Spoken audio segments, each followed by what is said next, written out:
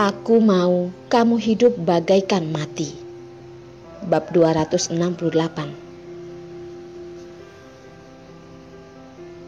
Jika yang kamu ingin katakan hanya ini, maaf, aku pergi dulu. Kening Darlin mengkerut. Sekejap ia berdiri dari tempat duduknya. Jane sepertinya telah menduganya detik ketika Darlin berdiri. Ia pun menarik kedua tangannya dan menahannya di atas meja. Memaksanya agar ia hanya bisa menggerakkan setengah badannya, tidak bisa kemana-mana. Darlin, ketika kamu sudah meniduri pacarku, kamu mau pergi begitu saja? Aku bisa memberikanmu sebuah keadilan, jawabnya dengan tenang. Darlin melihat sekilas tangannya terdapat tetesan darah. Jane seperti merasa belum cukup. Tatapan suram terus melihatnya. Kuku yang tajam perlahan-lahan menusuk ke dalam kulitnya. Di sudut bibir terdapat senyuman yang manis, berbicara sekata demi sekata. Tidak, aku hari ini mau memberikanmu sebuah keadilan. Apa yang kamu inginkan? Rasa sakit dari punggung tangannya membuat Darlin tanpa sadar mengkerutkan keningnya. Tetapi karena ia merasa bersalah, dia membiarkan Jane melakukannya. Jika memang dengan begini bisa membuatnya lebih bisa menerimanya, dia rela. Jane telah lelah melihat gaya Darlin yang seperti ingin dikasihani. Dia merasa dirinya seperti badut yang sedang lompat-lompat. Hal ini membuat kehormatan dan harga dirinya terhina. Lalu tanpa ia berpikir, ia mengambil gelas Darlin dan langsung menyiram ke wajahnya. Dia berkata dengan suram, "Aku ingin kamu hidup bagaikan mati. Boleh tidak?" Tetesan air mengalir di rambut Darlin dan terjatuh di atas kain meja. Dia menutup mata dan mengelap air di wajahnya, dengan tenang melihat Jane yang marah. Nadanya pelan-pelan menjadi berat dan dingin. Yang aku berhutang padamu dan yang kamu lakukan padaku tidak berhak untuk diungkit. Jangan kira aku tidak mengerti apapun. Aku hanya tidak ingin kita saling menderita. Lagi pula, kita adalah teman. Jane melihat mata Darlin yang dalam dan dingin. Hatinya sedikit tergerak. Pura-pura tidak mengerti apa yang dimaksudnya. Berkata dengan keras,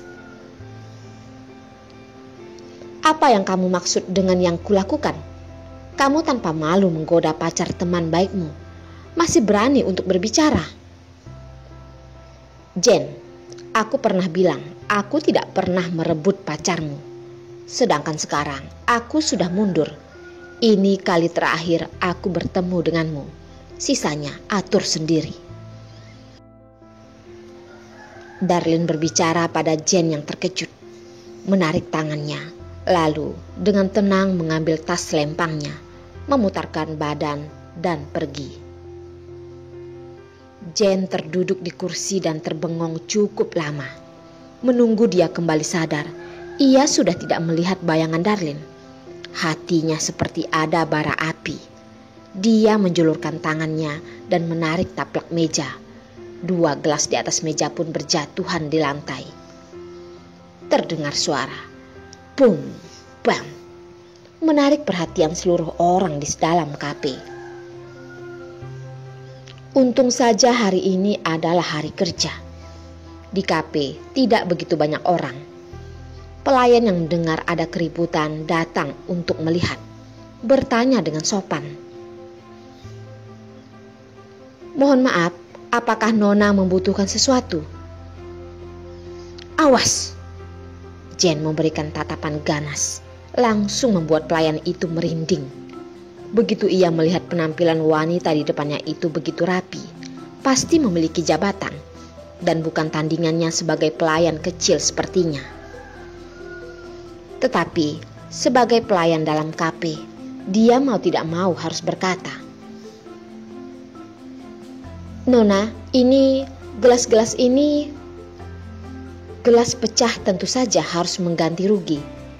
Bagi mereka mungkin tidak seberapa, tetapi baginya ini merupakan gaji 1 minggu. Bagaimanapun dikatakan, ini merupakan KP kelas atas. Gelas yang dipakai merupakan yang sudah dipilih dengan teliti, menggunakan bahan yang mahal. Uang ya? Nih. Bang! Setumpuk kertas merah dilempar ke wajah pelayan itu, lalu berserakan di lantai. Jane dengan tatapan meremehkannya dan berkata, "Kenapa? Tidak mau ya?" Pelayan melihat uang kertas di lantai, ia merasa dipermalukan. Tetapi kehidupan memang begitu nyata, meskipun ia tidak rela mengambilnya. Ia tetap harus jongkok dan memungut selembar demi selembar. Jane melihat pelayan yang memungut uang di lantai itu seperti anjing. Bayangan itu dan ekspresinya sangat mirip dengan tampang polos Darlin. Hal ini membuatnya ingin membalas dendam. Pelayan itu tidak berkata. Dia sambil mengusap air mata sambil memungut uang tersebut. Orang di sekitar yang melihatnya pun juga merasa marah, tetapi juga tidak berani membuat masalah dengan Jane. Tiba-tiba, pelayan merasa punggungnya sakit. Badannya terbaring di tumpukan pecahan kaca. Lengannya tergores. Ia berteriak kesakitan. "Ah, sakit sekali, sakit!" Teriaklah, "Sungguh maaf, kakiku tadi licin. Sisa uangnya untuk obat pengobatanmu saja." Jane semakin melihat bayangan punggungnya semakin tidak senang. Dia langsung mengeluarkan emosi yang belum dikeluarkan pada Darlin dan dialihkan kepada pelayan satu ini. Kakinya memijaknya, lalu mengeluarkan setepuk uang kertas lagi dan menghamburkan di kepala pelayan itu dengan sangat hina. Pelayan itu pun akhirnya tidak tahan untuk menangis. Dia manjat dari lantai. Di tangannya masih memegang erat setumpuk uang, seperti sedang menahan emosinya. "Cukup, aku tidak membutuhkan uang busukmu. Minta maaf padaku." Jane seperti mendengar lelucon. Dia mencibirnya. "Apa yang sedang kamu katakan? Mau aku meminta maaf padamu? Apakah dirimu pantas? Kamu jelas-jelas sengaja. Kamu sengaja memijakku." Meskipun ia hanya seorang pelayan, tetapi ia juga memiliki harga diri. Meskipun ia kehilangan pekerjaan ini sekalipun, ia tetap harus mengatai wanita beracun di depannya ini. Dia menatapnya dengan penuh amarah. Jane melihat pelayan sedang melototinya. Hal ini membuatnya teringat dengan Darlin. Meskipun telah dihina, disiksa, ia tetap menggunakan tatapan tidak mau menyerah untuk melihatnya. Saat itu sungguh ingin mengorek matanya keluar. Begitu ia mengangkat tangan, ia menamparnya dengan kuat. Dia membayangkan suara tamparan itu akan terdengar kuat. Ia mengangkat lengannya sangat tinggi, tetapi ditahan oleh seseorang. Ia adalah Darlin yang datang kembali. Dia belum pergi jauh. Dia teringat dengan payung yang ketinggalan di atas kursi. Dia berpikir Jane mungkin sudah pergi, jadi dia pun kembali. Lagi pula, Derek akan segera melakukan operasi. Dia berusaha untuk berhemat. Tidak disangka, dia bertemu dengan adegan yang sungguh membuat orang sekitar merasa kesal. "Cukup, meskipun kamu marah, kamu tidak seharusnya meluapkan emosi pada orang sekitar." Jane terdiam sejenak. Dia melihat wajah Darlin yang tidak senang. Tiba-tiba tertawa. Dia dengan pelan menggunakan tangannya, menarik tangannya, menunggu kesempatan orang-orang tidak melihatnya. Tamparan itu pun jatuh di pipinya. Plak!